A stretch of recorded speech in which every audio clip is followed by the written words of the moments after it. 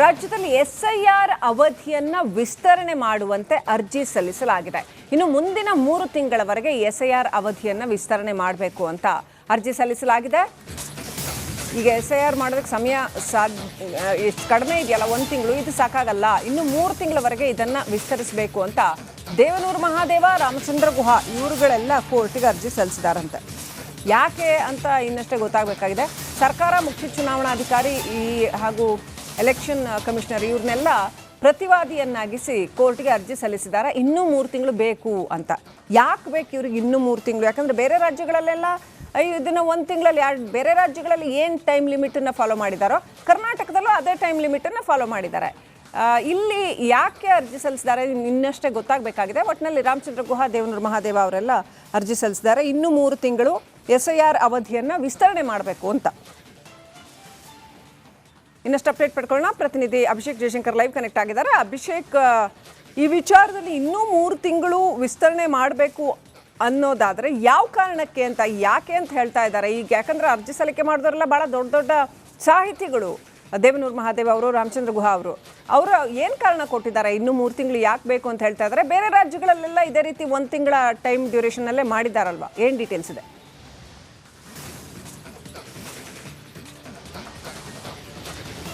S, ತಾರ್ಕಿಕವಾಗಿ ಯಾವುದೇ ರೀತಿಯಾದಂತಹ ಸಮಸ್ಯೆಗಳಿಗೆ ಪರಿಹಾರ ಇಲ್ಲ ಮತ್ತು ಈಗಾಗಲೇ BLO ಆಗಿರಬಹುದು ಮತ್ತು ಅವರಿಗೆ ಸರಿಯಾದಂತಹ ತರಬೇತಿ ಕೂಡ ಇಲ್ಲ.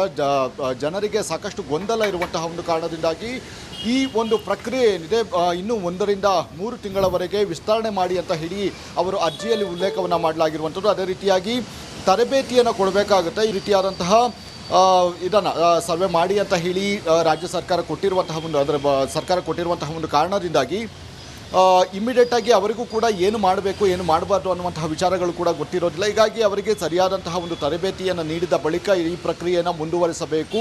ಇಲ್ಲದಿದ್ದಲ್ಲಿ ಸಾಕಷ್ಟು ಲಕ್ಷಾಂತರ ಜನ ಮತದಾರರೇನಿದ್ದಾರೆ ಅವರು ತಮ್ಮ ಮತಪಟ್ಟಿಯಲ್ಲಿ ತಮ್ಮ ಒಂದು ಹಕ್ಕನ್ನು ಕಳೆದುಕೊಳ್ಳುವಂತಹ ಸಾಧ್ಯತೆ ಇದೆ. ಇದರ ಬಗ್ಗೆ ಮುಖ್ಯಮಂತ್ರಿಗಳು ಕೂಡ ಈ ಹಿಂದೆ ಮಾತನಾಡಿದರು. ಈ ಹಿನ್ನೆಲೆಯಲ್ಲಿ ಇದಕ್ಕೆ ಒಂದು ಟೈಮ್ ಲಿಮಿಟ್ಸನ್ನು ಕೊಡಬೇಕು ಅಂತ ಹೇಳಿ ಅವರೊಂದು ಅರ್ಜಿಯನ್ನು ಸಲ್ಲಿಕೆಯನ್ನು ಮಾಡಲಾಗಿರುವಂಥದ್ದು. ಮತ್ತು ಇದಕ್ಕೆ ಪ್ರತಿವಾದಿಯಾಗಿ ಭಾರತೀಯ ಚುನಾವಣೆ ಅಧಿಕಾರಿಗಳು, ರಾಜ್ಯ ಚುನಾವಣೆ ಅಧಿಕಾರಿಗಳನ್ನು ಕೂಡ ಪ್ರತಿವಾದಿಯನ್ನಾಗಿ ಮಾಡಲಾಗಿದೆ.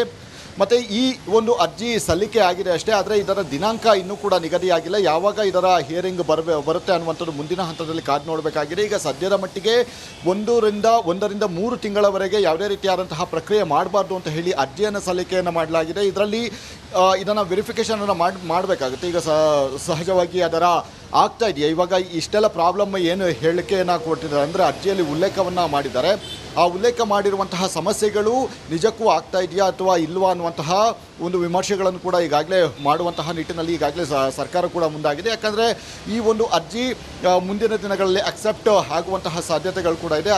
ಅಕ್ಸೆಪ್ಟ್ ಆದಂತಹ ಸಂದರ್ಭದಲ್ಲಿ ಅದರ ಪ್ರತಿವಾದಿಯನ್ನು ಅಂದರೆ ವಾದ ಮಾಡೋದಕ್ಕೆ ಸರ್ಕಾರದ ಪರ ವಕೀಲರು ಕೂಡ ಬರಬೇಕಾಗುತ್ತೆ. ಈ ಸಂದರ್ಭದಲ್ಲಿ ಸಾಕಷ್ಟು ಡಾಕ್ಯುಮೆಂಟ್ಸ್ಗಳು ಕೂಡ ಸಿದ್ಧಪಡಿಸಿಕೊಂಡೇ ಬರಬೇಕಾಗುತ್ತೆ. ಈ ಹಿನ್ನೆಲೆಯಲ್ಲಿ ಸದ್ಯ ಸರ್ಕಾರ ಕೂಡ ಇದರ ಏನು ಅಡೆತಡೆಗಳೇನಿದೆ ಅದೆಲ್ಲದರ ಒಂದು ಮಾಹಿತಿಯನ್ನು ಕಲೆ ಹಾಕುವಂತಹ ಕೆಲಸಗಳನ್ನು ಕೂಡ ಈಗಾಗಲೇ ಮಾಡುತ್ತೆ. ಹೀಗಾಗಿ ಸದ್ಯ ಈ ಒಂದು ಕೆಲವೊಂದು ಅಂಶಗಳನ್ನು ಇಟ್ಟುಕೊಂಡು ಸಾಹಿತಿಗಳು ಈ ರೀತಿಯಾದಂತಹ ಒಂದು ಅರ್ಜಿಯನ್ನು ಸಲ್ಲಿಕೆಯನ್ನು ಮಾಡಿದ್ದಾರೆ. ಇದು ಅಕ್ಸೆಪ್ಟ್ ಆಗುತ್ತಾ ಇಲ್ವಾ ಅನ್ನುವಂಥದ್ದು ಕೂಡ ಮುಂದಿನ ಹಂತದಲ್ಲಿ ಕಾದು ನೋಡಬೇಕಾಗಿದೆ. ನಿಜವಾಗಿಯೂ ನಿಖರವಾದಂತಹ ಇಂತಹ ಸಮಸ್ಯೆ ಇದ್ದಂತೆ ಆದಂತಹ ಸಂದರ್ಭದಲ್ಲಿ ಅದನ್ನು ಪರಿಶೀಲನೆ ನಡೆಸಿ ಅದನ್ನು ಅಕ್ಸೆಪ್ಟ್ ಮಾಡಿ ನಂತರದ ಮುಂದಿನ ದಿನಗಳಲ್ಲಿ ವಿಚಾರಣೆ ನಡೆಸುವಂತಹ ಸಾಧ್ಯತೆಗಳು ಕೂಡ ಇದೆ. Srilakshmi. Right, thank you Abhishek ಡೀಟೇಲ್ಸ್ಗಾಗಿ.